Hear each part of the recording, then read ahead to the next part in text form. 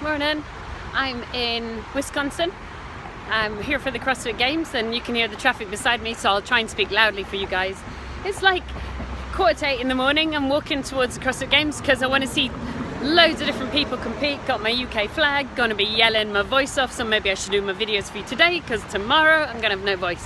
So it's the first of the month and that means rent check. I'm going to talk you through this again and again and again because this is critical. I have met people who've been owed £99,000 unpaid rent. I have actually met somebody who's owed more than £99,000 unpaid rent because he just didn't shut the stable door. Me, in 10 years of being a landlord, I'm owed £602.50, which annoys me. Not because of the money, because, you know, whatever, over 10 years, but because of the, I don't know, do you know what I mean? I like things complete. I've actually got a CCJ against that chap, so one of these days I'll probably pick it up and just hand the debt over to somebody just to learn how to recover it. But let me just talk you through debt management process, and because it's one of the things that when people are new to being a landlord, they're just not sure. They're like, oh, tenants wreck the houses and they don't pay. No, very, very rare indeed. Very rare indeed. So 10% of your tenants will attempt to not pay on day one. We already had that. So what we do is on day one, we check the rents, we check against what they're supposed to have paid, and we text them and we phone them immediately. That gets rid of half of them that for whatever reason haven't done it. So I've already done that. I was up at 6 American time, which to be fair is 11 o'clock UK time. And we got that first round. I did the texting from America because we do it through a system. So let me see if I can cross here. Yeah, I think I'm okay. Schmack. So we do it through a system, so it's international. I do it online, and then I just ask my team to phone the ones that are in my late payment sheet, and about half of them already have paid, which is fantastic. What's happening? Okay, and then. If you take advice from people like the National Landlord Association, who I think are fantastic, by the way, they will tell you to only contact the tenants every 3 days. And I fully understand that, but I've personally made the conscious decision that I'm going to be very, very clear about my boundaries with my tenants, and water does not trickle downhill. And I am not the path of least resistance. So what we then have is a series of templated texts, emails, letters, and we actually do 3 phone calls as well, because generally I wouldn't say there's a reason, because I don't accept any reason at all for non-payment, but generally if you stay being a human being with tenants rather than kind of just being bureaucratic or sulky, your tenants will work with you.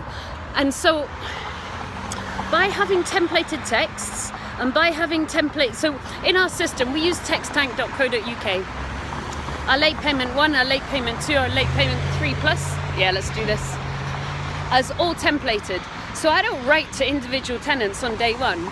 I'm mindful of how many tenants haven't paid. I put them in a wee spreadsheet. I'm sure this could be automated. I then pop them into TextTank and I send them template late payment day 1. Then tomorrow I'll send them template late payment day 2. The ones that are left, because the majority will already pay on day 1. They're like, oh, okay, my landlord's on it. Then the next day I'll send them late payment day 3. And after that we start to individualize. And we've got, I know that's not a word, but you know what I mean. We've got late payment day letter 1 on day 3, late payment letter 2 on about day 6, late payment letter 3 on about day 8, day 9, fine. And then by day 10, guess what we do? CCJ. Sounds all terribly scary if you've never done it before, but the process is really, really clear. We apply to the small claim courts, so it's moneyclaimonline.gov. It costs, just depending on how much the tenant owes, kind of 40, 50, 60 quid, you know, whatever your tenant owes you. You fill out a form, you put it in, and then it goes to the small claims court. That's it. Although the first time you do that, you're full of emotion, you're kind of worried, oh my God, what am I doing? This is all, you know, huge. Oh, let's go down here, it's the lake. The second time you do it, or the further follow-on times you do it, it's just like a normal thing. But typically what we actually do is we do all this communication, texting, emailing, phone calls, and 3 letters. Often we'll hand deliver the letters and we'll prove that we've hand delivered the letters with a little photograph of the newspaper or something. But actually what we're really doing is just saying, guys, we are not the path of least resistance. Water does not trickle downhill. and you're going to have to pay your rent on time. Now, the majority of our guys have got it set up on standing order. There's always a percentage, typically about 10%, that don't pay on time, and you just have to encourage them to pay on time. Then what we do on day 10, and it's always day 10, I don't let my team go past it, we actually fill out the money claim online if there's somebody still late being a laggard, and sometimes there is. Then what we do, look at this, isn't this gorgeous? We're in Michigan. Here's the lakes. Come on, let's walk beside the lake. Then what we do is we fill out the money claim online document online. We don't yet post it because it costs us money, and then at that point we got to get the tenant to pay that as well. And we send a screenshot via text and email to the tenant and say, look, the landlord's insisting we do this, so could you please just pay so that we don't have to do this, because it could result in a CCJ against you, and obviously nobody wants that. And that typically, I think we've only had to take about 3 people to court in my entire life, and I've got a lot of tenants and I've been doing this for 10 years. So it sounds very severe, doesn't it? But what it does is it reduces emotion. It has templates, so you don't need to think at all about writing a letter when you're a bit cross because somebody owes you money. It is a very clear process, and there's something weird. The fact that we know that we will go for a CCJ on day 10 because you haven't paid your rent, because you've had plenty of communication by that point, so you're definitely choosing not to pay your rent at that point. And definitely not communicating at that point. That's weirdly, because we've got such strength, my team can then say, look, the landlord insists on taking legal action on day 10. It's not worth your while.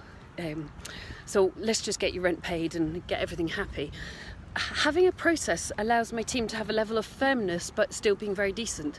So I would urge, request, boss you around and say, if you're a landlord right now managing your own tenants, or your team manages your tenants like they do for me, write out your templates now. Day 1, day 4 if you want, day 7 and day 11 if you want to do it every 3 days.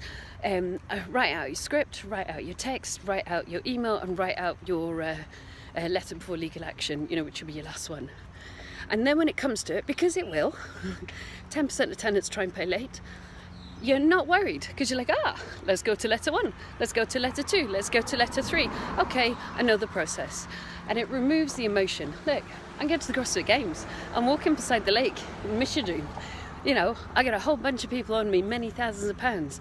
I have zero worries because I know that they'll pay. It's just following a process. Isn't that gorgeous?